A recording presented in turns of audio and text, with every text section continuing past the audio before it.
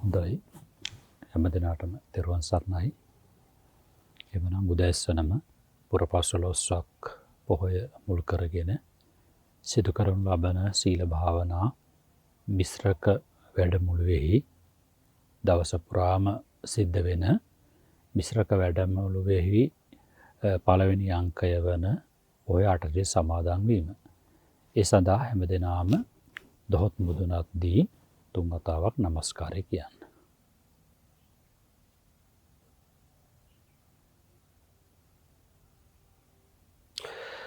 බුද්ධං සරණං ගච්ඡාමි.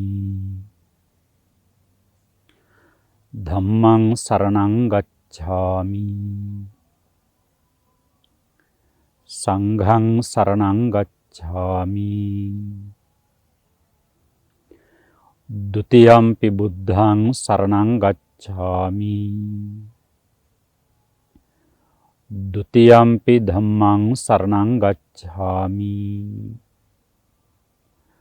ဒုတိယံ පි සංඝං සරණං ගච්ඡාමි. တတိယံ පි බුද්ධං සරණං ගච්ඡාමි. တတိယံ පි ධම්මං සරණං ගච්ඡාමි.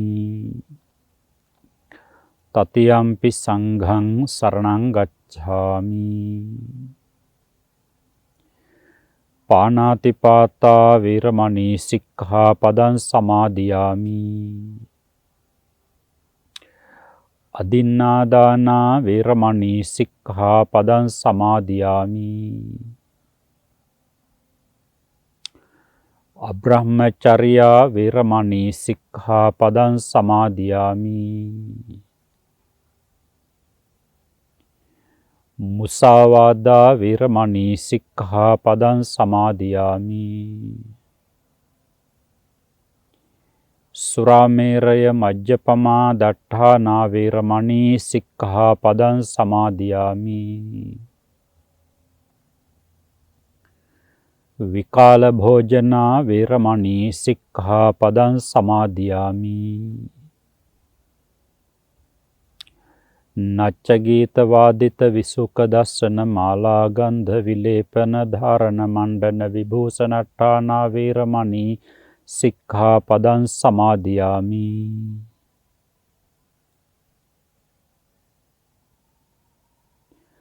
උච්චාසයන මහාසයනා වේරමණී සික්ඛාපදං සමාදියාමි. තිසරණේන සද්ධිම් අට්ඨංග උපෝසත සීලං ධම්මං සාධුකං සුරක්ඛිතං කତ୍වා අපමාදේන සම්පාදේ තබ්බං.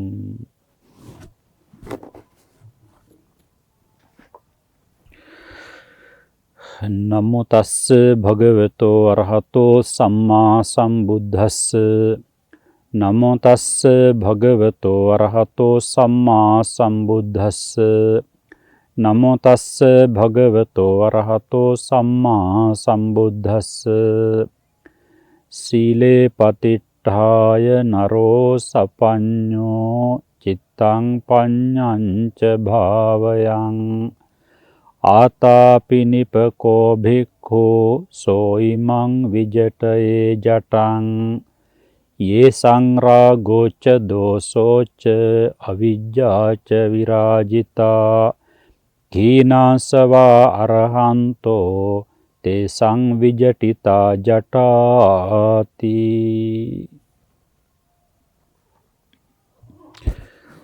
පිංගුතුනි, මැදින් පුර පසළොස්වක පොහොය දවස මුල් කරගෙන සිදු කරනු ලබන සීල භාවනා වැඩසටහනෙහි සීලය පිළිබඳව කෙරෙන කෙටි අනුශාසනාව. මැදින් පුර පසළොස්වක පොහොය දවසත් අනුස්මරණීය දවසක්. බොහොම අනුවේදනීය සිද්ධි දාමයක් මැදින් පුර පසළොස්වක පොහොය දවස හා බැඳී පවතිනවා. අනුවේදනීය සිද්ධි දාමයක්. එතකොට සීල සමාධි ප්‍රඥා උතුම් ගුණ මාර්ග සත්‍ය වැඩෙන විදිහට පුරා ගැනීම සඳහා බුදු සිරිතෙහි විශේෂ කාරණා පිළිබඳවත් අවධානයක් යොමු කරන එකෙහි වැදගත්කමක් තියෙනවා.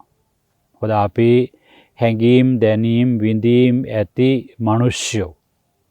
එතකොට ඒ අන්වේදනීය සිද්ධි සමර්ෂණය කරනකොට එයද කාර්යක්ෂමව පිරිසිදුව පිළිවෙලට සීල සමාධි ප්‍රඥා ගුණ පුරා ගැනීම සඳහා වීරියක් ඇතිවීමට උත්තේජනයක් ඇතිවීමට බලපානවා. ඒක සදාතනික ධර්ම ස්වභාවයක්. එතකොට මැදින් පුර 15 පොහොය දවසේ තමයි සම්මා සම්බුදුරජාණන් වහන්සේ කපිලවස්තු නුවරට වැඩම කළේ. ඒ කියන්නේ මුළු මහත් විශ්වයම අවබෝධ කරගෙන සෙස්සන්ටත් ඒ අවබෝධයේ වැදගත්ම කොටස වන චතුරාර්ය සත්‍ය අවබෝධ කර දීමට මඟ පෙන්වීම දීමට සුදුසු මට්ටමට මනස නගා සිටුවා ගැනීම. බුද්ධත්වයේ කියන්නේ එයනේ. බුද්ධත්වයේ කියන්නේ එයයි. අවබෝධ බව කියලා කිව්වොත් බුද්ධත්වයේ කියන වචනයට ඒකත් එහෙමම තමයි. බුද්ධත්වයේ හෙවත් අවබෝධ බව. අවබෝධත්වය කියලා ගන්න පුළුවන් බුද්ධත්වයේ කියන එකට. කුමක්ද? මුළු මහත් විශ්වයම. කොපමණකටද? ඇතිතාක්. අපේ පඬිත ස්වාමීන් වහන්සේලා ඒ කාලේ පිරිතක් වශයෙන් පාවිච්චි කරන කොටසක් තියෙනවා. භාග්‍යතුන් වහන්සේගේ සිංහනාදයක් විදිහට ඒක සලකන්නේ. නමුත් බොහෝ දෙනෙක් එහෙම පිරිතක් වශයෙන් පාවිච්චි කරනවා අපි දැකලා නැහැ. යාවතකං ඥානං තාවතකං ඤෙය්‍යං යාවතකං ඤෙය්‍යං තාවතකං ඥානං ඥානපරියන්තිකං ඤෙය්‍යං ඤෙය්‍යපරියන්තිකං ඥානං ඥානං අතික්කමිත්වා ඤෙය්‍යපතෝ නත්ති ඤෙය්‍යං අතික්කමිත්වා ඥානං නප්පවත්තති අඤ්ඤමඤ්ඤන්තේ පරියන්තට්ඨායිනෝ ධම්මා. මෙන්න මේ කොටස අප ගුරුදේවෝත්තම කඩවැද්දුවේ ජිනවංශාභිදාන ලොකු ස්වාමින් වහන්සේත් නාවිනි අරිධම්ම අනුනායක ලොකු ස්වාමින් වහන්සේත් මාතර ඥානාරාමාභිදාන මාහිමියන් වහන්සේත් පාවිච්චි කරනවා පිරිතක් විදිහට. ඒ අන්තර්ගතය ඒක හරි පුදුම අන්තර්ගතයක්. ඒකේ තේරුම මොකද්ද දන්නවද? යාවතකං ඥානං තාවතකං ඤෙය්‍යං යාවතකං ඤෙය්‍යං තාවතකං ඥානං. මේ බුදුරජාණන් වහන්සේ බුදුහිත පිළිබඳව කරන නිර්වචනය. යාවතකං ඥානං තාවතකං ඤෙය්‍යං. ඥානේ යම්තාක් වේද ඒතාක් දත යුතු දෑ විශ්වයේ ඇත. යාවතකං ඤෙය්‍යං තාවතකං ඥානං.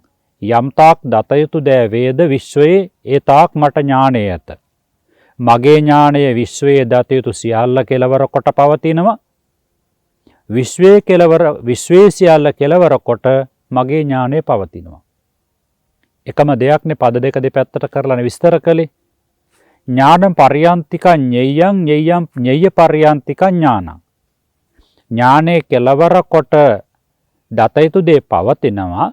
දත යුතු දේ කෙලවර කොට ඥානය දියුණු කළ හැකියි. තොර සර්වඥතා ඥානේ ඒ කෙලවර කොට පවතිනවා. ඥානං අතික්කමිත්වා ඤෙය්‍ය පතෝ නත්ති. එතකොට ඒ අවබෝධයට එහා දත යුත්තක් ආයේ නැහැ. ඤෙය්‍යං අතික්කමිත්වා ඥානං නප්පවත්තති. ඒ කියන්නේ දත යුතු දෙයට එහා ඥානයක් දියුණු වෙනවා කියලා දෙයක්වත් නැහැ. බලන්න ඒකේ ගැඹුරු බව. දත යුතු දයට එහා විකාශනය වෙන දියුණු වෙන ඥානයක් කාටවත් නැහැ. අන්න ඒකයි. එතකොට දත යුතු දේ කෙලවර කොට තමයි ඥානය දියුණු කළ හැකි. එතකොට ඥානය දික් කරනවා නම් විකාශනය කරනවා නම් ඒත් එපමණයි ඒකට. ඊට වඩා දශමයක්වත් එහා මෙහා වෙන්නේ නැහැ. අඤ්ඤමඤ්ඤන්තේ පරියන්තට්ඨායිනෝ ධම්මා. එතකොට ඥානයයි දත යුතු දෑයි ඔවුනොවුන්ට සමාන දුරකට තමයි විකාශනය වෙන්නේ. සමාන පරාසයක තමයි පවතින්නේ. ඒ කියන්නේ විශ්වයේ දත යුතු දෑ සහ මනුෂ්‍ය ජීවිතයක තියෙන චිත්ත සංතානයක් උපරිමයට දියුණු වීම හේවත් බුද්ධත්වය. බලන්න නිකමට කල්පනා කරලා දැන් අනිත් ආගම් වල හාස්කම් ගැන නේද ගොඩක් කියවෙන්නේ. හාස්කම් ගැන. මෙතන හාස්කම් ගැන නෙමෙයි කතා වෙන්නේ. මෙතන හාස්කම් ගැන නෙමෙයි විකාශනය වෙන්නේ, විස්තර වෙන්නේ, නිර්වචනය වෙන්නේ, විග්‍රහ වෙන්නේ. මේ අපේ මනස ගැන. දැන් මේක බලන්න හිතලා බැලුවොත් කෙනෙකුට, සාමාන්‍ය කෙනෙකුට මේක යම් තරමකට හිතා ගන්න පුළුවන්. බලන්න දැන් අපි යම් දෙයකට නිමග්න වෙනකොට අපි කියනකො අපි හොඳ සාහිත්‍ය පොතක් කියවනවා. ඒක අපි කියවලා නිර්මාණාත්මක සාහිත්‍ය පොතක්, ආදර්ශ සම්පන්න කරුණු තියෙන පොතක් අපි කියවනවා. ශාස්ත්‍රීය ග්‍රන්ථයක් වෙන්නත් පුළුවන්. දැන් අපි එක පැයක් ඒකට සම්පූර්ණ නිමග්න වෙලා හිටියා කියලා කියන්නේ ඔබටම දැනෙනව නේද පටන් ගන්නකොට තිබුණු මානසික තත්වයට වඩා දැන් අවබෝධයක් ඇති වෙලා තියෙනවා කියලා. අර අපට දැනෙන දෙයක්. අපට දැනෙන දෙයක්. ඉතින් අන්නේ මනස තමයි මේ විකාශනය වීමේ අන්තිම කෙලවර දක්වා විකාශනය කරලා තියෙන්නේ. සිද්ධාර්ථ කුමාරෝත්තමයන් වහන්සේ. එතකොට දැන් මම මෙතනදී මේක කිව්වේ වෙන කොමකටවත් නෙවෙයිනේ. බුද්ධත්වයේ අවබෝධත්වයේ කියන මෙන්න මේක අවබෝධ, මෙන්න මේක සාක්ෂාත් කරලා මේ උත්තරීතර තත්වයට පත් වෙලා මනස පත් කරගෙන ඉස්සරලාම වැඩි ලංකාවට. මාස 3කින් ලංකාවට වැඩියා. තාත්තත් ඉන්නවා, මව්තුමියක් ඉන්නවා. මහා ප්‍රජාපති ගෞතමිය සුළුමව කියන්න හොඳ නැති තරම්. සුළුමව කියවට පස්සේ, කුඩම්ම කියවට පස්සේ අපට ඇඳෙන්නේ වෙනත් චිත්‍රරූපනේ. නමුත් මේ කුඩම්ම එහෙම කුඩම්ම කෙනෙක් නෙවෙයි. කල්පලක්ෂයක් පෙරුම්දම් පුරාගෙන ආපු බුද්ධ මාතාව වෙන්නට ප්‍රාර්ථනා කරගෙන ආපු අභිනිහාර සම්පන්න පශ්චිම භාවික මහෝත්තමාවක් මුළු මහත් කාන්තා සමාජයටම, මුළු මහත් කාන්තා සමාජයටම මහා පූර්වාදර්ශය, උතුම් ප්‍රතිමූර්තිය. මහා ප්‍රජාපති ගෞතමී රහත් මෙහෙණින් වහන්සේ. එතකොට තමගේ පියාණනුත්, එවැගේම මව්තුමියත්, බුද්ධ මාතාවත් බලන්ටට වැඩම කරේ ගම්දනව්වට මාස 9කින් අද වාගේ දවසක. මැදින් පූර්ව පසළොස්වක පොහොය දවසක. හරි? අපේ රටට මාස 3කින්. ඒකෙන් පේනවනේ තථාගතයන් වහන්සේ මේ පුංචි භූමි භාගයට දක්වලා තියෙන අනුග්‍රහය.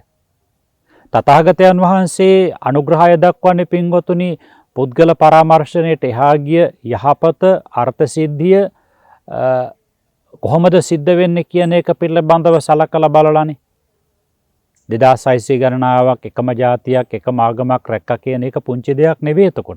එතකොට තථාගතයන් වහන්සේ දන්නවා මා උපන්නට මේ දීපයේ මගේ ශාසනය රැකීමට විශාල කාලයක් ලයදී උරදී ක්‍රියාත්මක වෙන්නේ මේ පුංචි රටේ මේ මිනිස්සු ටික කියලා.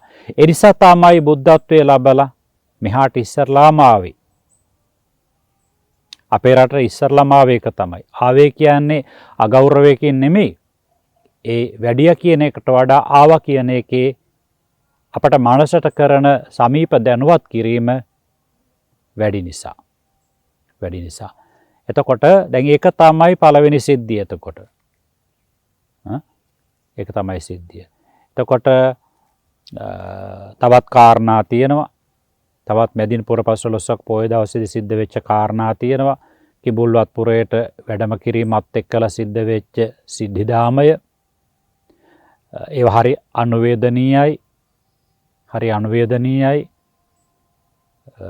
දැන් බලන්න ඒවා හරියට අර ධම්සක් පැවතුම් සූත්‍රයේ දේශනා කරන්නට වැඩියානේ බරණැස් ඉසිපතනාරාමයට. අන්න ඒ වගේ අනුවේදනීය සිද්ධිදාමයක්. දැන් එතන බලන්න දැන් භාග්‍යතුන් වහන්සේ වඩිනකොට පස්වග තවුසෝ හිතනවා ඕන් එනවා හොඳට මහත් වෙලා එනවා. ඕන් හොඳට කාලා බීලා බහුභාණ්ඩික වෙලා එනවා. යන්න එපා කවුරුවක්වත්. නමුත් අර කුලේ උසස් මිනිස්සයා නිසා ආසනයක් විතරක් පනවලා තියන්නේ. යන්න එපා, පෙරගමයි යන්න එපා, පාත්‍රා ගන්න එපා. අපි මෙච්චර කාලයක් උපස්ථාන කරා. ඒ කටුක ප්‍රතිපත්ති අත්හැර දාලා හොඳට කාලා බීලා මහත් වෙලා එනවා. යන්න එපා කවුරුවක්වත් කියලා. දැන් බලන්න හරි කොච්චර ඒ පැත්තෙන් බලනකොට නේද හරියට මේ ඇස් වලට කඳුළු එන මට්ටමට. දැන් ඉතින් භාග්‍යතුන් වහන්සේ වැඩම කළා. ඉතින් භාග්‍යතුන් වහන්සේගේ බුදු බලයේ චිත්ත තරංග වලින් ඒ අයට දැනෙච්ච නිසා භාග්‍යතුන් වහන්සේ මොකුත් කරේ නැහැ. නැත්තම් භාග්‍යතුන් වහන්සේට තිබුණ සියල්ල ඒ විදිහට අදිෂ්ඨාන කරලා කරන්න. නමුත් එහෙම කිසිම දෙයක් කළේ නැහැ. කරන්නේ නැතුව ඒක සාමාන්‍ය අයටත් ඒක පණිවිඩයක් අනාගතයට ඉතුරු වෙනවනේ. මෙන්න මෙහෙම කෙනෙකුටත් මේගොල්ලන්ගේ සැලකීම මේ පස්චිම භාවික වුණත් රහත් වෙන්න තරම් පින් තිබුණත් දීර්ඝ කාලයක් තවුස්දම් පුරලා තිබුණත් මෙන්න මේගොල්ලන්ටත් ඇතිවෙච්ච මනෝභාවයන් කියලා ඒ පණිවිඩයේ මතු අනාගතයටත් පවතිනෝනේ එතකොට. ඉතින් දැන් භාග්‍යවතුන් වහන්සේ වැඩියා ආසනයක් පනවලා තිබුණා. ඉතින් භාග්‍යවතුන් වහන්සේ ධර්මය අවබෝධ කළා බුද්ධත්වයේ ලැබුවා කියලා කියනකොට මේ කවුරක්වත් පිළිගන්නේ මොනවද ඔය කියන්නේ මේ අරතරන් ඔය ගැඹුරු වෘතයක් අනුගමනය කරලා බැරි වෙච්ච එකේ දැන් මේ ඔය තරම් හොතට මහත් වෙලා කාලා බීලා ඇවිල්ලා හොඳට සැප පහසුවෙන් ඉඳලා ඇවිල්ලා අවබෝධ කරා කාටද ඔක කියන්නේ අපට නම් පිළිගන්න බෑ කියලා කියනවා. ඉතින් භාග්‍යවතුන් වහන්සේ කියනවා එතකොට එහෙම කියන්න එපා. මම බහුභාණ්ඩික වෙලා නැහැ. මං මේ සුඛෝභෝගීව කාලා බීලා ඉඳලා ආවා නෙවෙයි. මම ධර්මය අවබෝධ කරා. මේක කවුරුත් පිළිගන්නෙම නැහැ. බලන්න හරි අනුවේදනීයයි. පිළිගන්නෙම නැහැ. අන්තිමට මෙහෙම කතා කරනවා කියනකොට ඒගොල්ලෝ 10ක් කියනවා එකට. තථාගතයන් වහන්සේ එකක් කියනකොට පස්වග තවුසෝ 10ක් කියනවා. අන්තිමට බුදුරජාණන් වහන්සේ කිව්වා මං ඔය ඇත්තන්ට මීට ඉස්සරලා බුදු බව ලැබුවා කියලා තියනවාද?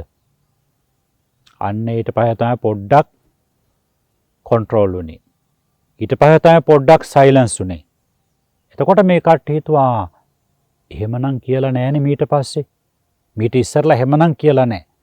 අන්න පොඩ්ඩක් අවධානය යොමු කළා. ඊට පස්සේ තමයි ද්වේමේ භික්කවේ අන්තා පබ්බජිතේන සේවිතබ්බා යනාදි වශයෙන් ධම්සක් පැවතුම් සූත්‍රය දේශනා කළේ. බලන්න කොච්චර අනුවේදනීයද?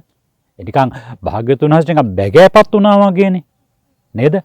මම මෙහෙම ඔයිට ඉස්සරලා කියලා තියනවාද කියලා හැවුවා. බලන්න ඒව හරි අනුවේදනීය සංවේගජනක අවස්ථාවන්. දැන් ඒක වෙලා භාග්‍යවතුන් වහන්සේ ධර්ම දේශනා කළා. ඒ වගේ දෙයක් තමයි මෙතන ගමට වැඩියට පස්සෙත් උනේ. ශාක්‍යෝ හරි මාන්නාධිකයිනේ. මේගොල්ලෝ බුදුරජාණන් වහන්සේ වඩිනවා කියනකොට ගිහිල්ලා රජුරුවන්ගේ ආරාධනාවෙන් පිය මහ රජුරුවන්ගේ ආරාධනාවෙන් කාළුදායි ඇමතිතුමාණ මේ වඩමවගෙන ආවේ. පැවිදි වෙලා වඩමවගෙන ආවේ. ඊට පස්සේ දැන් ශාක්‍යෝ බලන්න දකින්නට ගියා. දැන් මෙයත්ෝ කියන මාන්නාධිකයිනේ. පොඩි ළමයි ටික ඉස්සරහට දාලා උඹලා වැඳපළ. ඔය සිද්ධාර්ථ කුමාරයා අපේ පුතා වෙන්නේ. අපට වඩා බාලයි. උඹලා වැඳපළ අපි පිටපැත්තටලා ඉන්නම් කියලා කිව්වා. බලන්න හිතා ගන්න බෑ නේද? ඊට පස්සේ යමාමා පෙළහැර පෑවේ. ඒක දකිනකොට ඒ මහා ආශ්චර්ය සිදුවීම් බලන්න දැන් ඒවත් බලපානව නේද? එතකොට දැන් ඒ වගේ වෙලාවකදී ඒ අයට යම් ආකාරයක ඒ මාන්නේ අඩු කිරීමට යම් ආකාරයක දමනය කිරීමට භාග්‍යවතුන් වහන්සේ ඒ වගේ ක්‍රියාකාරකම් දැන් අද කාලේ එහෙම නැහැනේ. අද කාලේ ඔක්කොමලා මාර්ගඵල ලබලා තියෙනවා රහත් වෙලා තියෙනවා. අපිට ඉතින් ඇහෙනවනේ කවුරුත් ඔක්කොම වචන විතරයිනේ. එක්තරා සමාධියෙන් හිටපු ස්වාමින් වහන්සේ නමක් දැකලා තියෙනවා. කවුද දන්න එක්තරා එක්කෙනා. ඉතින් සමාධියෙන් ඉච්චර ಜಾති කරන්න පුළුවන් එකේ මේ වගේ පොඩි දෙයක් කරලා පෙන්වනවා නම් හොඳයිනේ. දැන් Tamanට අභියෝග කරන අවස්ථාවලදී ඒක හරි වටිනවනේ. මොකද හේතුව? මේ කාලෙත් මේ වගේ 이르දිමතුන් ඉන්නවා. රහත් වෙලා ඉන්න 이르දිමතුන් ඉන්නවා කියලා පොඩි 이르දියක් නේද? පොඩි 이르දියක් කරලා පෙන්වනවා. එතකොට මිනිස්සුયો මේ බුද්ධ ශාසනයේ තාමත් හිස් නැහැ කියන තැනට හරි එනවානේ. අර ඒ පැත්තෙන් ධර්මයේ කරුණු හොයන කෙනාට නම් ඒ ගැටලුවක් නැහැ. නමුත් අර වාගේ දේවලුත් පෙන්නකොට දැන් බුදුරජාන් වහන්සේ ශාක්‍යයන්ගේ මාන්නය දුරු කිරීමට යමාමා පෙළහැර පෑවේ. එතකොට ධර්මයේ කියන්න බැරුව නෙමෙයිනේ. ඉතින් අද ඉන්න රහතුන් වහන්සේලාට පොඩ්ඩක් පුළුවන්. එතකොට දැන් මොකද රහත් වෙච්ච කෙනෙකුට අභිඥා නැතත් රහත් වෙච්ච කෙනෙකුට පංචාභිඥා නැතත් කෙලෙස් දුරු කරපු කෙනෙකුට අභිඥාව දියුණු කරගන්නවා කියන එක මහ ලොකු දෙයක් නෙවෙයි. නේද? දැන් ඔය පිටිපස්සෙන් යන රහත් කියලා පිටිපස්සෙන් යන උපාසකම්මලා පොඩ්ඩක් බලන්නකො ඒ වගේ දෙයක් මේ ආරාධනා කරලා බලන්නකො ස්වාමිනී මේ වගේ දේවලුත් සිද්ධ වෙලා තියෙනවා නේද? ස්වාමින් වහන්සේ දැන් හුඟක් ආධ්‍යාත්මික වශයෙන් දියුණු වෙලා තියෙන එකේ මේ වගේ දෙයක් කරලා පෙන්නුවොත් මිනිස්සුන්ගේ ශ්‍රද්ධාව තවත් වැඩි වෙනවා නේද? භාග්‍යතුන් වහන්සේත් යම් අවස්ථාවලදී ඒ වගේ දේවල් කරලා තියෙනවානේ. රහතුන් වහන්සේලාත් ඒ වගේ දේවල් කරලා තියෙනවානේ. ඒ නිසා ස්වාමින් වහන්සේ රහත් වෙලා තියෙන එකේ දැනට අභිඥා නැති වුණත් කමන්නේ පංචාභිඥා. ස්වාමින් වහන්සේ අභිඥාවක් ලබාගෙන දැන් ස්වාමින් වහන්සේට දොස් කියනවා ස්වාමින් වහන්සේ බොරුවට රහත් කියලා කියන්නේ මේ කියලා. ඒ නිසා ස්වාමින් වහන්සේ ඒ වගේ දෙයකින් ඇඟවීමක් කරාට කිසි වරදක් නැහැ නේද? කියලා කිව්වොත් මොකද? ඒ නිසා කියලා බලන්න ඒ වගේ දෙයක් කොහොමද තත්ත්වය කියලා. ඒ වගේ දේවල් ඕන තරම් කරලා තියෙනවනේ නේද? අර මිනිස්සුන්ගේ අර මිනිස්සු එක එක ආකාරයෙන් ධර්මයට එන්නේ. ඇතම් කෙනෙකුට ප්‍රාතිහාර්ය ඕනේ ධර්මය ඇසුවට පස්සේ උදව් වෙනවා. ඇතම් කෙනෙකුට බාහිර ඉරියව් පැවැත්ම මාතින් ස්වාමීන් වහන්සේ නමක් කරා එහෙම එනවා. ඇතම් කෙනෙක් අර 이르දි ප්‍රාතිහාර්යයක් වගේ දෙයක් පාලා දැන් නේද? දැන් උරුවෙල කාශ්‍යපට 3500ක් 이르දි ප්‍රාතිහාර්ය පාණ්ඩ වුණානේ. දැන් ඕගොල්ලෝ ඉල්ලා සිටින 3500ක් ඕනේ අපේ ස්වාමීන් වහන්සේ අරිහතුන් වහන්සේ එහෙමනේ කියන්නේ. අපේ අරිහතුන් වහන්සේ 3500ක් ඕනේ ස්වාමීන් වහන්සේ එක ප්‍රාතිහාර්යයක් පෑවනම් මේ උගාක් මිනිස්සුන්ගේ දුර්මත නැති වෙලා ගිහිල්ලා නේද? ආන්නේ වගේ පුංචි ඉල්ලීමක් කරලා බලන්නකෝ. එහෙම ඉල්ලීම කරන එක පාපයක්, ආර්යපවාදයක්. එහෙමත් හිතනවද? එහෙමත් හිතනවා තමයි කියන්නේ. ඒකම එහෙම කොහොම වෙන්නේ කොහොමද? එහෙම වෙන්නේ නැහැ. අපේ අයට නිකන් අනිසි බයක් තියෙනවානේ. එහෙම එකක් ඇත්තේ නැහැ. ඒ වගේ දෙයක් කරන්න කියලා කරලා පෙන්නන්න කියලා ඉල්ලා සිටියා කියලා. එතකොට දැනගත්තේ කි මොකද්ද දෙන උත්තරෙන් කොතනද ඉන්නේ කියන එක. යනවා යන්නෝයි ඕවා කියන්නේ මට කියලා කිව්වොත් එහෙම ඉතින් ඕක නෙවෙයි රහත් බව කියන්නේ කියලා. ඔයගොල්ලන්ටම දැන ගන්න පුළුවන් එතකොට. නේද? ඒ වගේ තියෙනවා. අපි අර අනවශ්‍ය බියක් ඇති කරගෙන තියෙනවා සමහර දේවල් වලදී. දැන් බලන්න මම අර දවසකුත් කිව්වා මං හිතන්නේ මම ඕස්ට්‍රේලියාවේ ඉන්නකොට මම දැක්කා ඒක අපිට මේ උදව් කරපු ළමයාගේ සෙරෙප්පු දෙකක් දානවා. සෙරෙප්පු දෙකේ යට මොකද්ද? කුරුසේ ලාංඡනේ. ඒතර කුරුසේ පෑගෙනවා. හැබැයි ඒ රට කතෝලික රටක්. ඒ රට කතෝලික භක්තිකයන්ට ඒක ප්‍රශ්නයක් නෙමෙයි. අපට එහෙම කොහොමද එහෙම දෙයක් වුණොත්? ආන බලන්න නිකා පිටුතුනේ මේ අපි මේ ධර්මය අවබෝධ කරගන්න යනවා කියනකොට හුඟක් අපි පිරිපහදු වෙන්න තියෙන කාරණා තියෙනවා. වෙනස් වෙන්න කාරණා තියෙනවා. ඔක්කොමත් හරි මනස ඕනම දෙයකදී අපි කැමති දේවල් අකමැති දේවල් අපේ ඉදිරියේ පේනකොට ඒ හැම දෙයකට මධ්‍යස්ස වීමට හිත කම්පා නොකර ගැනීමට ඒක තමයි පින්වතුනි ලොකුම ශක්තිය ධර්මය අවබෝධ කරන්න යන කෙනෙකුට. හොඳ දෙයක් වේවා නරක දෙයක් වේවා ඒ දෙකේදීම මධ්‍යස්ථ වෙන්න පුළුවන් මට්ටමක් තමයි අපට තියෙන අපේ මනස දිහා බලාගෙන. තේරුණාද? ඒ නිසා මෙතනදී ඔන්න භාග්‍යතුන් වහන්සේට බලන්න මේ පිරිසට මේක කියලා දෙන්න අර වගේ ප්‍රාතිහාර්ය පාණ්ඩ සිද්ධ වුණා. හාස්කම් දක්වන්නට සිද්ධ වුණා. 이르දි ප්‍රාතිහාර්ය පාණ්ඩ සිද්ධ වුණා. 이르දි ප්‍රාතිහාර්ය පාණ්ඩ සිද්ධ වුණා. ඊට පස්සේ තමයි හතරගාතේ දාලා වඳින්න පටන් ගත්තේ. පිය මහ රජුරුව වැන්දට පස්සේ අනික් අය ඉතින් ඊට පල්ලෙහානේ හැමදෙනෙක්ම රජතුමා වැන්දට පස්සේ ඔක්කොම වඳින්න පටන් ගත්තා. මේ හරි අනුවේදනීයයි. එතකොට ඒ කියන්නේ මේ තරම් අවබෝධයක් ලැබපු උතුමෙකු පිළිබඳවත් ඒගොල්ලන්ගේ එහෙම තැකීමක් නැහැ. එහෙම හැඟීමක් නැහැ. කෙලෙස් වලින් ආතුරු වුණාට පස්සේ ඒ ජීවිතේ මාර්ගඵල ලබන්නට තරම් එයාට තියෙන සසර පුණ්‍ය ශක්තිය. හැබැයි කෙලෙස් තට්ටුවෙන් වැහුණාට පස්සේ ඔක්කොම අමතක වෙලා යන්නේ වෙනත් පැත්තක. නේද? හරි අනුවේදනීය සිද්ධ. ඊළඟට බලන්න දැන් යසෝදරාවට ගිහිල්ලා කිව්වා අනිත් කුමාරිකාව අන්න ඇවිල්ලා මේ බුදුන් වහන්සේ වැඩලා ඉන්නවා යන්න කියලා. යසෝදරාව කියනවා නෑ මම යන්නේ මම මෙතෙන්දලා ඉන්නවා. මගේ මොකක් හරි පුංචි හරි ගුණයක් තියෙනවා නම් තථාගතයන් වහන්සේ මෙතෙන්ද වඩි. දැන් එතන මුරණ්ඩුකමක් එතන තියෙන්නේ. දැන් කෙනෙකුට එතන පේන්නේ ආඩම්බරක. හැබැයි එතන ආඩම්බරකමක් නෙමෙයි තියෙන්නේ. එතන තියෙන අසීමිත ප්‍රතිභක්තියත් එක්කලා ගොඩනැගිච්ච ගෞරවයක්. අන්න එක එතන තියෙන එතුමියට ලොකු එක අනුවේදනීයයි. එතුමියට හරි සංවේදී. ඒ නිසා එතෙන්ට යන්න බෑ. ඒ නිසා මගේ මොකක් හරි ගුණයක් තියෙනවා නම් තථාගතයන් වහන්සේ මං ඉන්න තැනට වඩීවි කියලා. කොහෙන් තථාගතයන් වහන්සේ වැඩියා. තථාගතයන් වහන්සේ වැඩියා.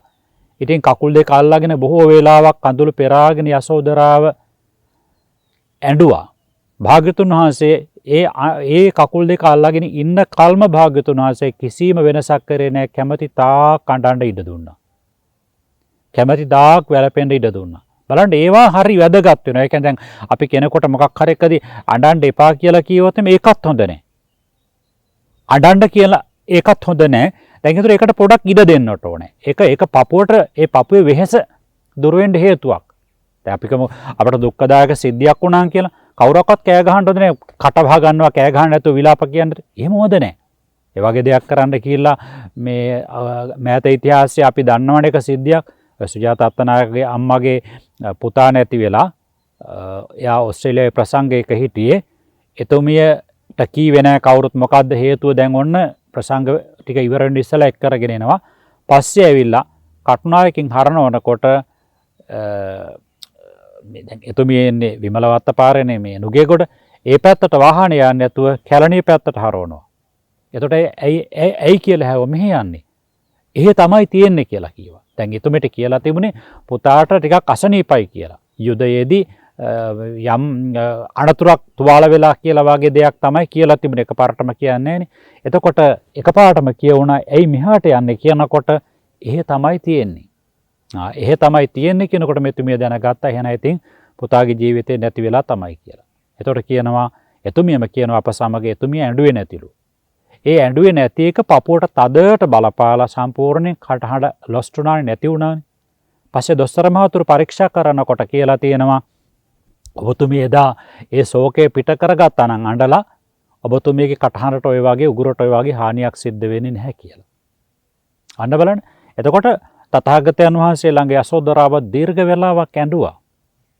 ලොකු වේලාවක් ඇඬුවා. තථාගතයන් වහන්සේ දිහඬව හිටියා. කැමැති තාක් අඬලා ඉවර වෙනකල්ම හිටියා. අඬන්න එපා කියලා මොකුත් කියන්න ගියේ නැහැ. එතකොට අර ආවේගය අඩු වෙනවා. නේද? එහෙම ආවේගය අඩු වෙනවා. දැන් ඔය සමහර මිනිස්සු කරන්නේ ගිලා පොල් ගහන්නේ කෝවිලට ගිහිල්ලා.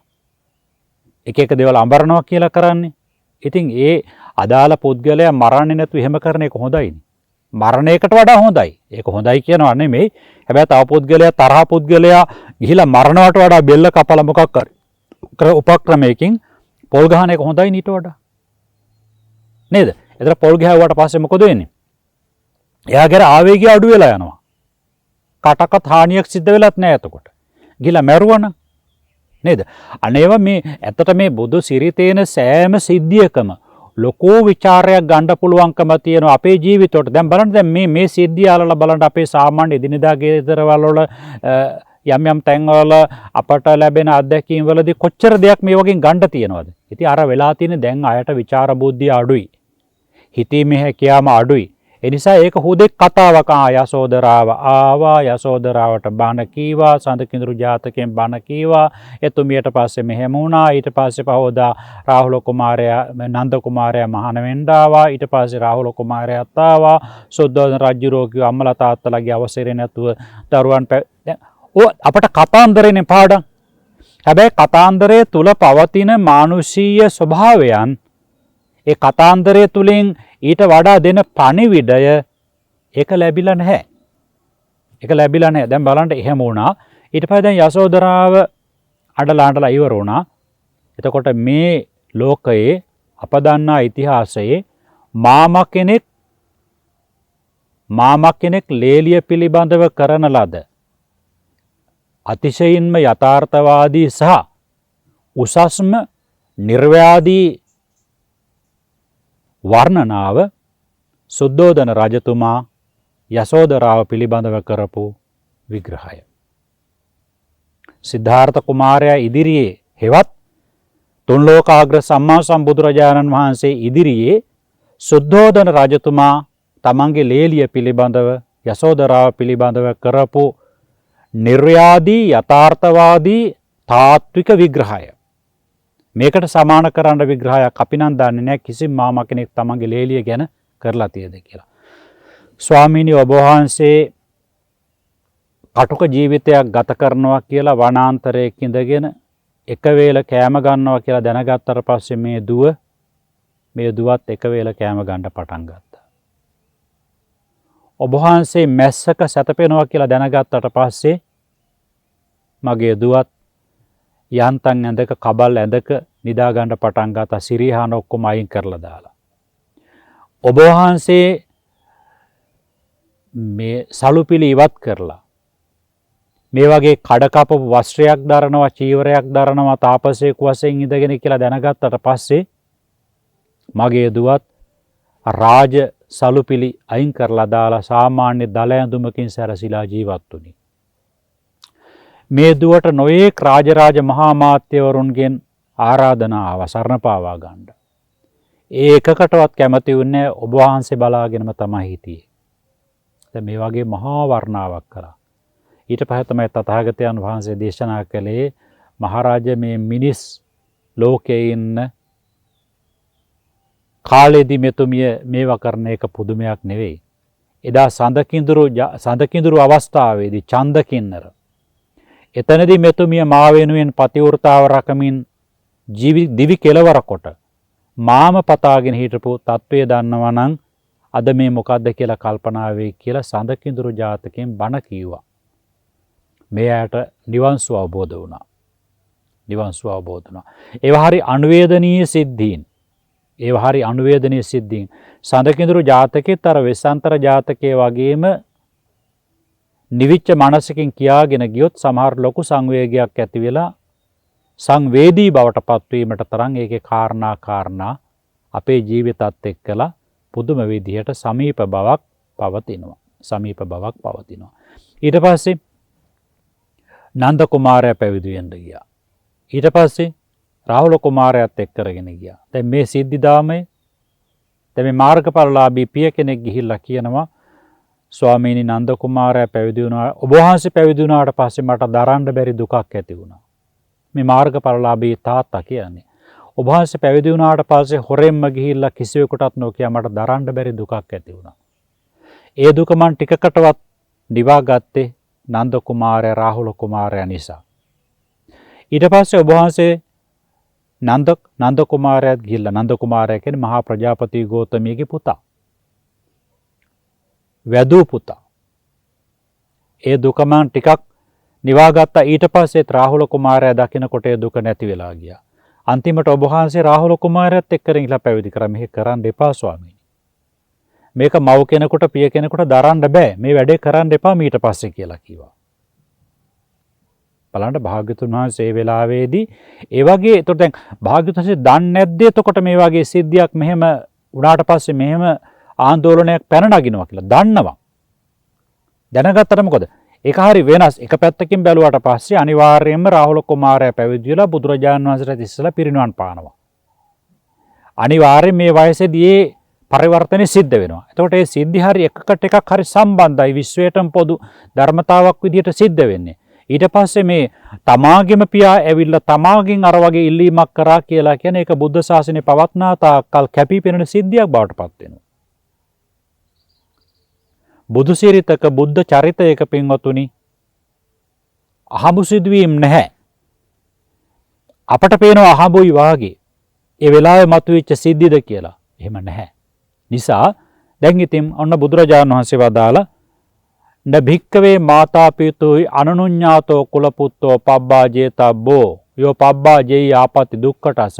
මහණෙනි මව්පියන් විසින් අවසර නොදෙන ලද දරුවෙකු දරුවෙක් මහාන නොකළ යුතුයි. ඒ මහාන කරන එක වරදක් දුෂ්කටයක් වෙනවා කියලා. ගන්න බලන්න. ඒ වගේ සිද්ධි කොච්චර තියෙනවද? දැන් ඔය සිද්ධි දාමයටම මුල වුණා. එතකොට මෙන්න මේ පොහොය දවසේ. ඒකයි මේ පොහොය දවසේ සිද්ධාමයක් මේ නිකං කතාන්දර ටිකක් නෙමෙයි කීවේ. පොහොය දවසේ සිද්ධ වෙච්ච බොහොම අනුවේදනීය සිද්ධි කිහිපයක්. එතකොට මෙන්න මේ විදිහට ඒ සිද්ධි දාමය සිද්ධ වුණා. මෙදින් පුරපසළොස්වක් පොහොය දවසේදී අද මේ ඔබට මාතෘකා කළේ දැන් මේ සීලය පිළිබඳව කෙරෙන කෙටි අනුශාසනාවනේ. සීලය පිළිබඳව කෙරෙන කෙටි අනුශාසනාව. ඔන්න දැන් මෙතනදී මේ කියවුනේ අපි පන්සිල් සමාදන් විය යුත්තේ අප ආජීවශ්‍රමක සිල්, පොහොයාට සිල්, දහසිල්, සාමණේර සිල්, උපසම්පදා සිල් අපි ලබාගත යුත්තේ, අපි ආරක්ෂා කළ යුත්තේ සමාධියට පාදක වෙන විදියට සමාධි සංවත්තනික.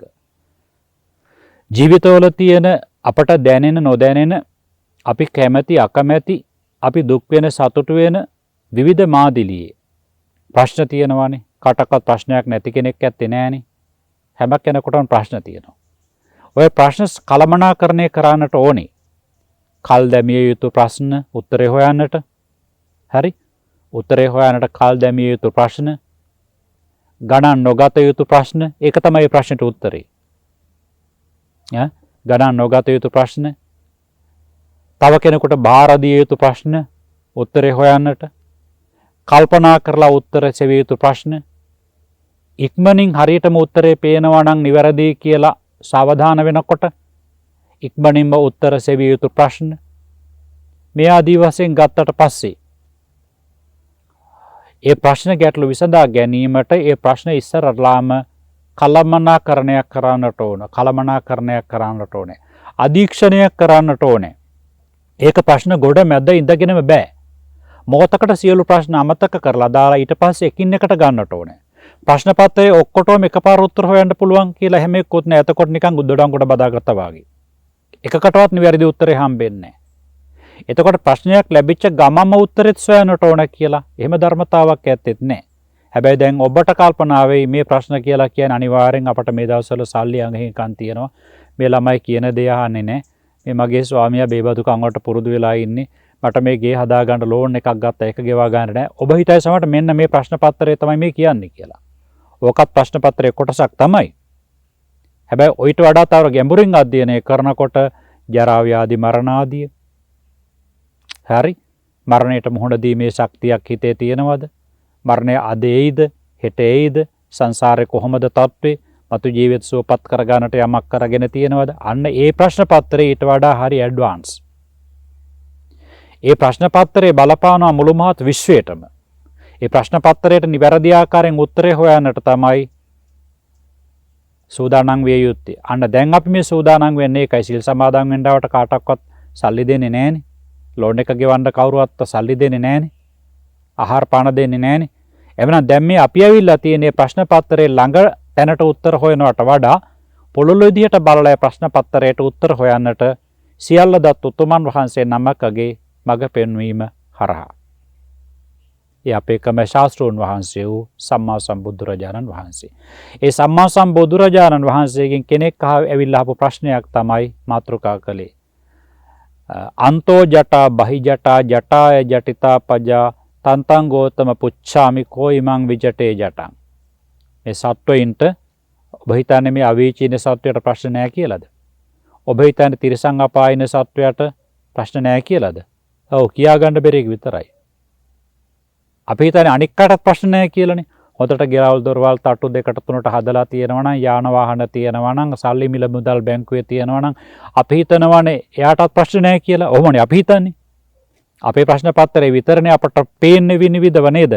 අපට තියෙන ප්‍රශ්න පත්‍රේ ඒගොල්ලන්ගෙන් අහලා බැලුවොත් ඒගොල්ලන්ට අපට වඩා ප්‍රශ්න. හරි? ඒ නිසා කෙලස් තියෙනකම් ප්‍රශ්න තියෙනවා. කෙලස් තියෙනකම් ප්‍රශ්න තියෙනවා. කෙලස් නැති වෙනකොට ප්‍රශ්න නැති වෙනවද? නෑ, ප්‍රශ්න වලට ලොකු වටිනාකමක් දෙන්නේ නෑ. ප්‍රශ්න වලට උත්තරේ හොයන්නේ නැද්ද? හොයනවා. ඔරොත්තු දෙන මට්ටමට. අර ප්‍රශ්න කළමනාකරණය අතින් හරි දක්ෂයි කෙලස් දුරු කරපු උතුමෝ උත්තමාව. ආන්න එකයි දැන් මේ එක පුද්ගලයෙක් ඇවිල්ලා බුදුරජාණන් වහන්සේගෙන් අහනවා. දෙවියන්ට ප්‍රශ්න නැද්ද? දෙවියෝ නම් වැඩි ප්‍රමේයල ප්‍රශ්න අහලා තියෙන බුදුරජාණන් වහන්සේ. දේවතා සංයුත්තේ, දේව පුත් සංයුත්තේ නේද? ඊළඟට අනිත් පැත්තෙන් ගත්තට බ්‍රහ්මීන්ට ප්‍රශ්න නැද්ද? ඒගොල්ලන්ටත් තියෙනවා. භාග්‍යතුන් වහන්සේ වඩිනකොට මෙහෙන්න සදාකාලිකයි මෙහෙ මොකක්වත් වෙනස් වෙන්නේ නැහැ. ඒගොල්ලන්ටත් ප්‍රශ්න තියෙනවා එතකොට. නේද? හැම කෙනෙකුටම ප්‍රශ්න තියෙනවා එතකොට. ප්‍රශ්න පත්‍රයේ ආකෘතිය පමණයි පොඩි වෙනසක් තියෙන්නේ, අන්තර්ගත එකයි. අන්තර්ගත එකයි. තේරුණාද? එතකොට හරියටම කිරලා මනලා බැලුවොත් එහෙම අන්තර්ගත එකයි. එන විදිය පොඩි වෙනස්කම් ටිකක් තියෙනවා පමණයි. එතකොට මෙන්න මේ පිළිබඳව මේ එක පුද්ගලයෙකු ප්‍රශ්න පත්‍රය එක පුද්ගලයෙකුගේ ප්‍රශ්න පත්‍රය නෙවෙයි. හැම කෙනෙකුට මෙන්න ප්‍රශ්න පත්‍රය පිළිබඳව පොදුවේ දැකලා බුදුරජාන් වහන්සේගෙන් ඇතම් කෙනෙකුට නා පරලොව අපට සුගතියකට යන්නේ කොහොමද? අපි කොහොමද මේකෙන් නිදහස් වෙන්නේ? ඇතම් කෙනෙකුට ලෙඩ රෝග ආදී තත්ත්වයන් ඒකෙන් අපි කොහොමද නිදහස් වෙන්නේ? ඇතම් කෙනෙකුට ඔක්කොමත් තියෙන මානසික සහනය නැහැ, කොහොමද ඒ සහනය ඇති කරගන්නේ? ඇතම් කෙනෙකුට ස්වාමියා හොඳ නැහැ, සෞතුම ස්වාමියා ලැබිලා තියෙන්නේ කියලා එතන දුක් අඳෝනාව. සල්ලි තියන උතුරලා යන්න ගෙදර සහනය නැහැ. බඩු මුට්ටු තියන උතුරන ගානට ගෙදර සහනය නැහැ. මේ ප්‍රශ්නනේ එතකොට. මේවා ප්‍රශ්න. එතකොට මේ ඔක්කොම ප්‍රශ්න ටික තමයි මේ හැව්වේ ඇවිල්ලා. ඔක්කොම ප්‍රශ්න ටික. ඔක්කොම ප්‍රශ්න ටික. එතකොට බුදුරජාණන් වහන්සේ වදාලා ඔන්න සියලු ප්‍රශ්න පත්‍ර වලට ආයි මේකට ඇතුළත් නොවන ප්‍රශ්නයක් නැහැ, සියල්ල අන්තර්ගතයි. කොහොමද විසඳගන්නේ කියලා. සීලේ පතිට්ඨාය අංක 1. දැන් ඔබ ප්‍රශ්න පත්‍රයට උත්තර හොයන්නේ ඔවා පැත්තකට දාලානේ. ඔබ හිතන්නේ නැනේ කොයි වෙලාවකවත් හොඳට පංචශීලයේ රැකලා, හොඳට ආජීවෂ්ටමක සීලයේ රැකලා, හොඳට පොහොයාට සීලයේ රැකලා ඔබේ ප්‍රශ්න පත්‍රය උත්තර හම්බ වෙනවා කියන එක ඔබ හිතනවද? නෑ නෑ. ඔබ හිතන්නේ මෙහෙමනේ. ඔබ හිතන්නේ ස්වාමියා මුරණ්ඩුයි නම් මොනවා හරි කිව්වොත් එහෙම ඔබ ඒකට 10ක් කිව්වොත් ඇනුම් පදත් එක්කලා ඔබ හිතනවා මේ හරි දැන් ප්‍රශ්න පත්‍රයට උත්තර හම්බ වෙනවා කියලා. දරුවෝ මුරණ්ඩු නම් ඒගොල්ලන්ට බැනලා ගහලා නින්දා කරලා කතා නොකර ඉඳලා අපි සමහරවිට හිතනවා දැන් ප්‍රශ්න පත්‍රයට උත්තර හම්බෙයි කියලා.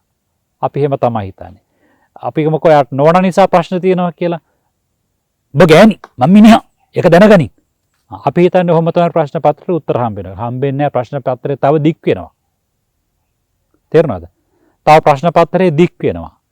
නැති ප්‍රශ්න පත්‍ර තව හතු පිපෙන්නා වාගේ මෙරු මතු වෙනවා වාගේ තව ප්‍රශ්න පත්‍ර මතු වෙනවා. එහෙම හම්බෙන්නේ නැහැ. ඔන්න මොකද්ද කිව්වේ? සීලේ පිහිටන්න. ප්‍රාණඝාත ආදී මුසාවාද ආදීන් වැළකෙනකොට මනසට ඒක සහනයක්. ඒවා කරලා ඒවට ඇබ්බැහි වෙච්ච කෙනෙකුට නම් එකපාරම සහනෙ එන්නේ නැහැ. කාලයක් පුරුදු පුහුණු කරලා ඒකේ හරි බව මෙනෙහි කරන්නට ඕනේ. කාලයක් පුරුදු පුහුණු කරලා. ඒකට කාලයක් ගත වෙනවා. දුරාචාර වලට ඇබ්බැහි වෙච්ච කෙනෙකුට එයාගේ තියෙන ප්‍රශ්න පත්‍රයට සීලේ පිහිටාගෙන උත්තර හොයන්න කියලා කීවට එයාට ඒකට සෑහෙන කාලයක් විවේක දෙන්නට ඕන. එකපාරම ඔක්කොම හදා ගන්නට බෑ. සාමාන්‍ය විශ්වයේ ස්වභාවය තමයි දුරාචාරයක් පුරුදු වෙන්න ලේසි, අත්හරින්න අමාරුයි. සදාචාරයක් පුරුදු වෙන්න අමාරුයි, අත්හරින්න ලේසි. ඔක තමයි ඇත්ත. මේ යථාර්ථය තේරුම් ගන්න. එතකොට අන්න ඒ විදිහට මෙන්න මේ කියන සීලයේ පිහිටන්නට ඕනේ. තමාගේ පැවතුම් රාග ද්වේෂ මොහ බරපතලව වැඩෙන පැවතුම් නම් තමාගේ පැවතුම් අනුන්ට හිංසනයේ පිණිස නම් එබඳු කෙනෙකුට විශ්වයට අනුකූලව මානසික සහනයක් ඉතුරු වෙන්නේ නැහැ ඒ ක්‍රියාකාරකම් මගින්. ඒ නිසා සීලය කියලා කියන්නේ මනුෂ්‍යත්වයට ගෞරවයක් ඇති වෙන විදිහට, මනුෂ්‍යත්වයට ගැළපෙන විදිහට ජීවත් වෙනවා කියන එකටයි.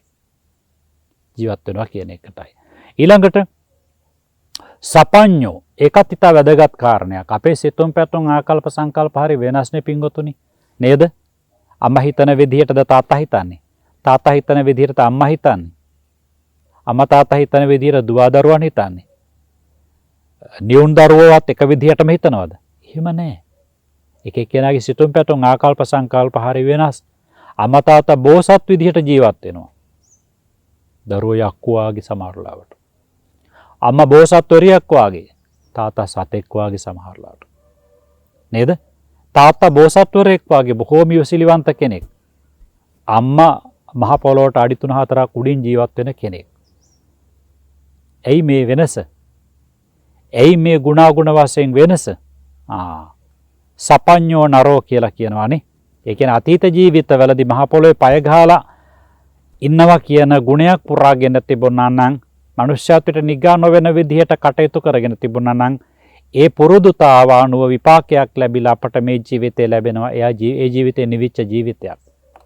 ඒ ජීවිතේ නිකම් පංචස්කන්ධයක් නෙමෙයි. අනේ නිසා ඒක අවශ්‍ය කරනවා අතීත ජීවිතවලදී ගුණධමයක් දියුණු කරගෙන පුරුදු පුහුණු කරලා ප්‍රතිපත්තියක් වශයෙන් අහම්බුල් ලෙස කරගත්තු කුසලයක විපාකයක් නෙමෙයි මෙතන අදහස් කරන්නේ. හදිසිය දුන්නු කුසලයක විපාකයක් වශයෙන් උපන්නා නම් ඒක ප්‍රමාණවත් නෑ. ජීවිතය හාත්පස යහපත් පුද්ගලයෙකු බවට පත් කිරීමට තරම් ප්‍රමාණවත් නැහැ එතකොට. අන්න ඒකයි. එතකොට ඒ ගුණයක් පුරුදු පුහුණු කරලා ඒ ගුණයේ පුරුදු පුහුණු කිරීමේ කුසලයේ විපාකයක් වශයෙන් ඉපදීම තමයි කියන්නේ සපඤ්ඤෝ නරෝ. අලෝභ, අද්වේෂ, අමෝහ ත්‍රි හේතුක ප්‍රතිසන්දියක් කියලා ඒක තව දුරටත් ධර්මයට අනුකූලව හඳුන්වා දෙන්නට පුළුවන්කම තියෙනවා. මේ ජීවිතේ ඒ නිසාම මොකද කීවේ? අලෝභුස්සදා, අදෝසුස්සදා, අමෝහුස්සදා. අලෝභය, අද්වේෂය, අමෝහය උත්සන්නව පවතිනවා. රාගය, ද්වේෂය, මෝහය අඩුව පවතිනවා. එයාට ප්‍රශ්න निराකරණය කිරීමට තරම් මානසික සංහිඳියාවක් පවතිනවා. දීවක් පවතිනවා. අන්න ඒකයි කිව්වේ සපඤ්ඤෝ නරෝ. ඒතර අතීත ජීවිතයෙන් ඒක අවශ්‍ය කරනවා. ඒක මේ ජීවිතේ වෙනස් කරන්න ලේසි නෑනේ පින්වතුනි. අතීත ජීවිතවල පුරුදු පුහුණු කරලා තියෙනවා නම් ගුණාත්මක පසුබිමක් රාගය අඩු කිරීම ආදී වශයෙන් මේ ජීවිතේට ඒක විශාල සහනයක්. ඔබ හිතනවාද රාගය, ද්වේෂය, මෝහය වැඩි කෙනා සතුටින් ඉන්නවා කියලා? ලොකු වැරදීමක්.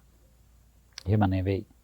හැබැයි එයාට ඒක තේරෙන්නේ නැහැ. එයා හිතන්නේ මේ විදිහටම තමයි ඇලෙන එකේ ඇලුණු තරමට සැපයි, ගැටෙන එකේ ගැටෙන තරමට සැපයි. එකක් කියව 10ක් කියලා වචනෙන් ඇනුම් පදයෙන් ජයගත්තා නම් සැපයි කියලා. ඒක සැප නැහැ. එයාට ඒක සැප නැහැ ඒ වෙලාවෙත් පස්සට සැපත් නැහැ විපාක වශයෙන් එනකොට. ඒ නිසා පින්වත්නි ඔන්න ඔය ආකාරයට සපඤ්ඤෝ නරෝ.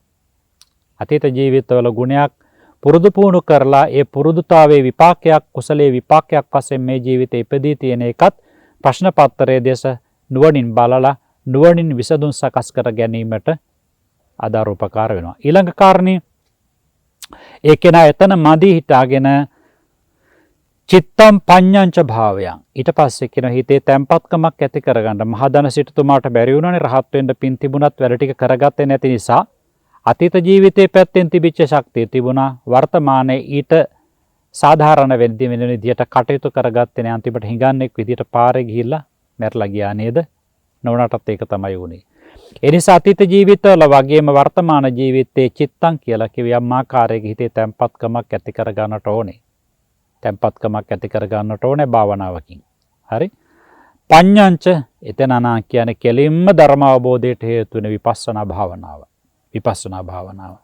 ඊළඟට කියලා ඒ ටිකම සම්පූර්ණ කර ගැනීමට අවශ්‍ය කරන ආතාපි ඒ අතීත ශක්තියනොත් වර්තමාන ශක්තියනොත් මොන මට්ටමට තිබුණත් මේ ජීවිතේ වීරිය නැත්තම් විපස්සනා කරන්න යන කෙනත් සමත කරන්න යන කෙනත් සුළු වේලාවක් කරලා මේක කරන්න බැරි දෙයක් මීට වඩා ලේසි උදැල්ලක් කරන් කුඹරකට බැස්සනම් මේක නම් පෙර කර්මයක්ද කොහෙද ඉතින් ඕකේ නම් ඉස්සරලාම හිතන්නේ සිද්ධාර්ථ කුමාරයන් වහන්සේනේ නේද අවුරුදු 6කට මාස දෙකක් අඩුව කරපු මේ මහා වැඩපිළිවෙලත් එක්කලා එහෙනම් උන්වහන්සේ තමයි ඉස්සරලම හිතන්න ඕනේ මීට වඩා ලේසියට උදැල්ලක් කරන් කුඹරකට බැස්සනම් කියලා. නේද? මේක නම් පෙර කරපු කර්මයක විපාකයක්ද කොහෙද? අපි නාමිකව හිතනවා. හැබැයි සිද්ධාර්ථ කුමාරෝත්තමයන් වහන්සේ නම් හිතුවේ ඇත්ත තමයි කර්මයක විපාකයක්. නමුත් මෙතන ජයගත යුත්තක් මිස මෙතන ධන ගැසිය යුත්තක් නෙමෙයි කියන එක තේරුම් ගත්තා. සංසාර පුරුද්දටයි වර්තමාන ජීවිතයේ නුවණටයි පිහිට වෙන්නට නිපකෝ අනේතෙන් හැමතැනකදීම සමත වඩන්නත් විපස්සනා වඩන්නත් සිල් රකින්නත් අතීත ධර්ම ශක්තිය තමන්ගේ ජීවිතයට කොච්චර බලපාලා තියෙනවද කියලා තේරුම් ගන්නත් හැම තැනටම පැතිරිච්ච නිපක ප්‍රඥාව අවශ්‍යයි. අන්න මොකද කිව්වේ? සෝයි මං විජටේ ජටං ඔන්න ඔය කියන අතීත වර්තමාන ගුණාංග වලින් නැගී සිටින පුද්ගලයා මෙන්න මේ ප්‍රශ්න පත්‍රයට හරියටම උත්තර සපයා ගන්නවා කියලා කියවා. හරියටම උත්තර සපයා ගන්නවා. යේසං රාගෝච දෝසෝච අවිජ්ජාච විරාජිතා මොකද හේතුව? එයා තෘෂ්ණාවත් දුරු කළා, එයා ද්වේෂයත් දුරු කළා, එයා මෝහයත් දුරු කළා. කීනාසවෝ අරහන්තෝ තේසං විජටිතා ජටා බුදුපසේ බුදුමහරහතුන් වහන්සේ තමයි මේ ප්‍රශ්න පත්‍රයේ සම්පූර්ණයෙන්ම निराකරණය කරගත්තු හරිම උත්තරය සොයාගත්තු උත්තමයන් වහන්සේලා උත්තමාවෝ කියලා මෙතනදී භාග්‍යතුන් වහන්සේ අර ප්‍රශ්න පත්‍රයක් තියෙනවා කියපු එකට විශ්වයේම අලලා අහපු ප්‍රශ්නයට විශ්වයේම කුළු ගන්වා උත්තරයක් දුන්නා. විශ්වයේම කුළු ගන්වා උත්තරයක් දුන්නා.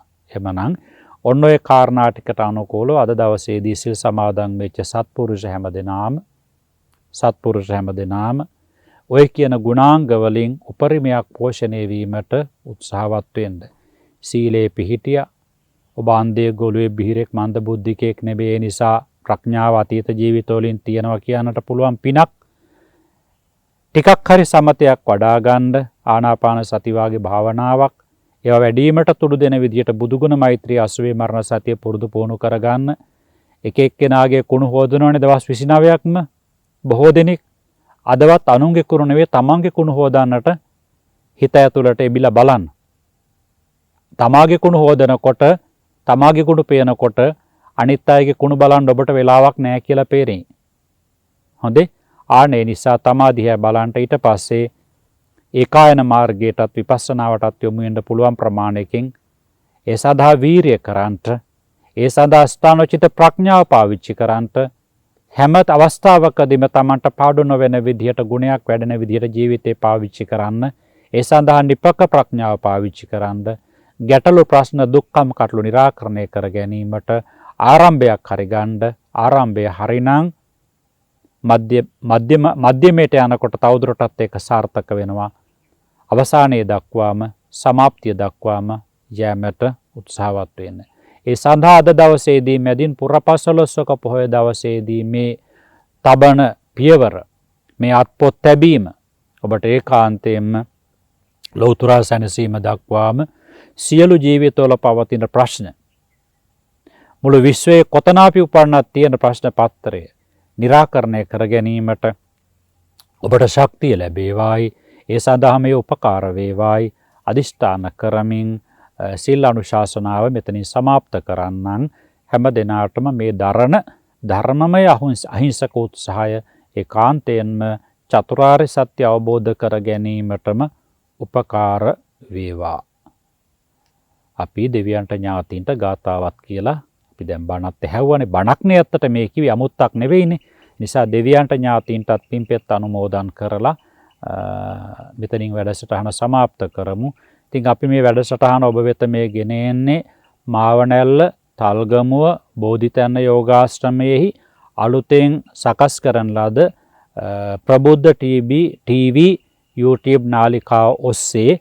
ඉතින් අපි හැම වෙලාවෙදීම මේ සෑම වැඩසටහනක්ම අපට මේකට ශ්‍රාවක එකතු වෙන ගාන අඩු වැඩි බලලා වෙනස් කරන්න යන්නේ නැහැ.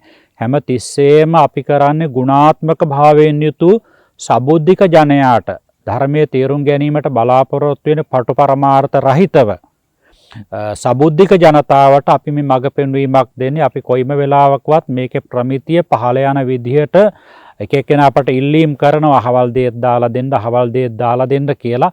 අපි එක තැනකටවත් අපි අවනත වෙන්නේ නැහැ.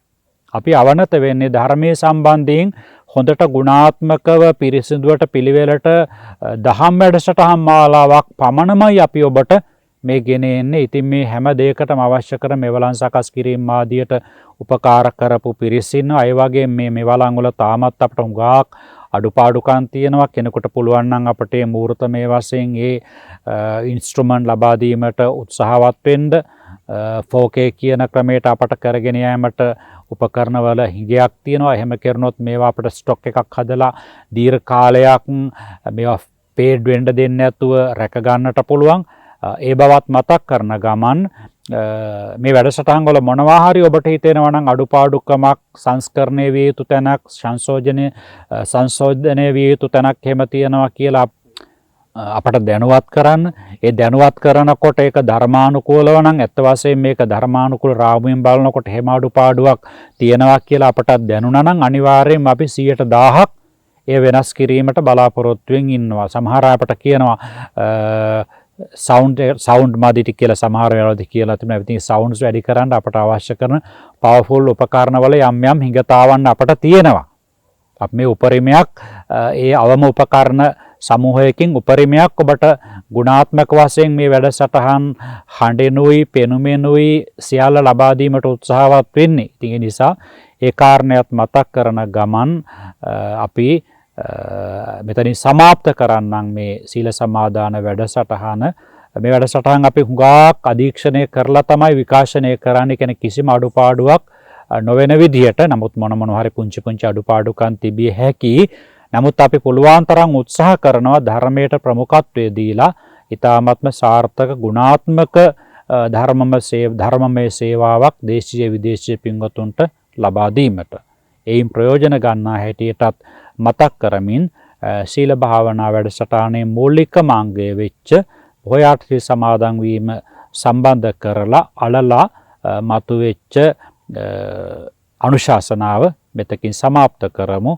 ඔබ නමින් මිය පරලෝකීය, අප නමින් මිය පරලෝකීය යම්තාක් ඥාති ආදී කෙනෙක් පිනක් බලාපොරොත්තුෙන් වෙසෙත් නම් ඒ හැම දිනාටම මේ සියලුම ධර්ම ශක්තියින් නිවන් කෙලවර කොට පවතිවා. සියලු දෙවියන්ටත් මේ පින් වේවා. සිල් සමාදන් වෙන ඔබ සියලු දෙනාටමත් අනෙකුත් සියලු දෙනාටමත් මේ වැඩසටහන සමග ඒකාත්මික වන හැම දෙනාටමත් ඒ පවුල් වල සියලු දෙනාටමත් උතුම් බුද්ධ ආදී රත්නත්‍රය ආශිර්වාදේ වේවා. විජයශ්‍රී ජයශ්‍රී මහ බෝධීන් වහන්සේගේ ආශිර්වාදය, සතර දළදා වහන්සේගේ, උතුම් ස්වර්ණමාලි චෛත්‍යරාජානන් වහන්සේගේ, අටමස්ථාන සොළොස්මස්ථාන ආදී උතුම් වස්තුන්ගේ ලෝ පහළ වී වදාළ අනන්ත අපරිමාණ බුදුපසේ බුදු මහරහතුන් වහන්සේලාගේ සීල සමාධි ප්‍රඥා විමුක්ති විමුක්ති ඥාන දර්ශන ආදී අනන්ත ගුණ බලයෙන් හැම දිනාටම සිතක් ශාන්තියක් සැනසෙල්ලක් යහපතක් අභිවෘද්ධියක්ම සැලසේවා. හැම දිනාටම අගුණ දුර්වලකම් දුරු කර ගනිමින් ගුණධර්ම නඟා සිටුවා ගනිමින් අඩුපාඩු පාරමී සම්පූර්ණ කර ගනිමින් ධර්මාවබෝධය දක්වාම යා ගැනීමට ලැබේවා. ඉතින් අද ප්‍රබුද්ධ රූපවාහිනී YouTube නාලිකාවෙන් මේ සීල භාවනා වැඩසටහනට මෙහෙම අනුශාසනාව කරන ගමන් අපි බලාපොරොත්තු වෙනවා අද දවසේදී අමතර වැඩසටහන් කීපයක්, ඒ කියන්නේ භාවනා වැඩසටහන පිළිබඳව අපි යම් කාලයක් දැන් නියම කරගෙන ඉන්නවා. මේ වැඩසටහනෙන් අනතුරුව පොඩි විනාඩි 15ක විතර වාගේ අතරක් තියේවි. ඊට පස්සේ භාවනා වැඩසටහන සිල් සමාදන් කරවීම උදේ 6ට මේ පැයකට ආසන්න කාලයක් අපිට දැන් යනවනේ. ඒ ටිකත් ඊට පස්සේ භාවනා වැඩසටහනක් අපි කරනවා. ඒකටත් පැයකට ආසන්න කාලයක් යාවි. සෙනසුරාදාට සිද්ධ වෙන රාත්‍රී වැඩසටහන සුපුරුදු ආකාරයෙන් විසුද්ධි මාර්ගයේ සිද්ධ වෙනවා. අපි බලාපොරොත්තු වෙන පැය 5ක වාගේ ධර්ම දේශනාවකුත් කරලා ඔබට ඔබේ ධර්මඥානෙ දියුණු කර ගැනීමට, භාවනා ඥානෙ දියුණු කර ගැනීමට, ප්‍රතිපත්ති ඥානෙ දියුණු කර ගැනීමට උදව් කරන්නට. එහෙමනම් අපි දැන් හිතවත් මදහත් අහිතවත් සියලුම සත්වයන්ට සියලු සැනසෙල්ල වේවා කියන පොදු මෛත්‍රී චිත්ත තරංග පාරත් යොමු කරන ගමන් දෙවියන්ට ඥාතීන්ට නිල වශයෙන් පින් අනුමෝදන් කරලා අපේ වැඩසටහනේ සමාප්තිය සනිටුවන් කරමු. ශ්‍රී කල්යාණ යෝගාසන සංස්ථාව සමුත්පාදක අතිපූජනීය කඩවැද්දුවේ ජිනවංශාභිදාන නායක මහිමියන් වහන්සේගේ, මාගේ ගුරු උත්තමයන් වහන්සේගේ, මාගේ පළවෙනි ගුරු උත්තමයන් වහන්සේගේ, එවැගේම අස්මදාචාර්යෝත්තම අතිපූජනීය නාවිනී අරිය ධම්මානුනායක ස්වාමින් වහන්සේ, එවැගේම ත්‍රිනිකායික මාගේ ගුරුතුමන් වහන්සේලාට ධර්මඥාන ලබා දුන්නු, ව්‍යාකරණඥාන ලබා දුන්නු ඒ හැම දිනාටමත් ප්‍රාර්ථනීය බෝධියෙන් චතුරාර්ය සත්‍ය අවබෝධයට මේ ධර්ම ශක්තිය උපකාර වේවා කියන ප්‍රාර්ථනාවත් තබමින් ගිහි කාලයේදී අපට දෙපයින් නැගී සිටීමට පිහිට ලබා දුණු ගුරු ආචාර්යයන් වහන්සේලාටත් ජීවතුන් අතර නැත්නම් මේ ධර්ම ශක්තිය නිවන් කෙලවර කොට පවතිවා. ජීවතුන් අතර ඉන්න අයට තවතවත් නිරෝගී සුව දීර්ඝායුෂ ඇතුව පාරමී පුරාගෙන ධර්ම අවබෝධය දක්වාම සැනසෙල්ල වේවා කියන ප්‍රාර්ථනාවත් තබමින් අපි දෙවියන්ට ඥාතින්ට පින්පෙත් අනුමෝදන් කරමු. ඉදම්මේ ඥාතිනං හෝතු සුඛිතා හොන්තු ඥාතයෝ. ඉදම්මේ ඥාතිනං හෝතු සුඛිතා හොන්තු ඥාතයෝ. ඉදම්මේ ඥාතිනං හෝතු සුඛිතා හොන්තු ඥාතයෝ. ආකාශට්ඨා ච බුම්මට්ඨා දේවානාගා මහිද්దికා පුඤ්ඤන්තං අනුමෝදිත්වා චිරන් රක්ඛන්තු සම්බුද්ධ ශාසනං. ආකාශට්ඨා ච බුම්මට්ඨා දේවානාගා මහිද්దికා පුඤ්ඤන්තං අනුමෝදිත්වා චිරන් රක්ඛන්තු සම්බුද්ධ දේශනං. ආකාශට්ඨා ච බුම්මට්ඨා දේවානාගා මහිද්దికා පුඤ්ඤන්තං අනුමෝදිත්වා චිරන් රක්ඛන්තු සම්බුද්ධ ශාවකං. චිරන් රක්ඛන්තු මම් පරන්ති. ඉමිනා පුඤ්ඤ කම්මේන මාමේ බාල සමාගමෝ සතං සමාගමෝ හෝතු යාව නිබ්බානපත්තියා. ඉදම්මේ පුඤ්ඤ කම්මං ආසවක්ඛයා වහං හෝතු සම්බ දුක්ඛා පමුංචතු. හැම දිනාටම මහා සංඝරත්නයේ ආශිර්වාදය. සබ්බීතියෝ විවජ්ජන්තෝ සබ්බ රෝගෝ විනස්සතෝ මාතේ භවත්වන්තරායෝ සුඛී දීඝායුකෝ භව. භවතු සබ්බ මංගලං රක්ඛන්තු සබ්බ දේවතා සබ්බ බුද්ධානුභාවේන සබ්බ ධම්මානුභාවේන සබ්බ සංඝානුභාවේන සදා සොත්ති භවන්තු තේ. අභිවාදන සීලිස්ස නිච්ඡං උද්ධාපචායිනෝ චත්තාරෝ ධම්මා වඩ්ඩන්ති ආයුවන්නෝ සුඛං බලං ආයුරාරෝග්‍ය සම්පatti සග්ග සම්පatti මේවච අතෝ නිබ්බාන සම්පatti මිනාතේ සමිජ්ජතු.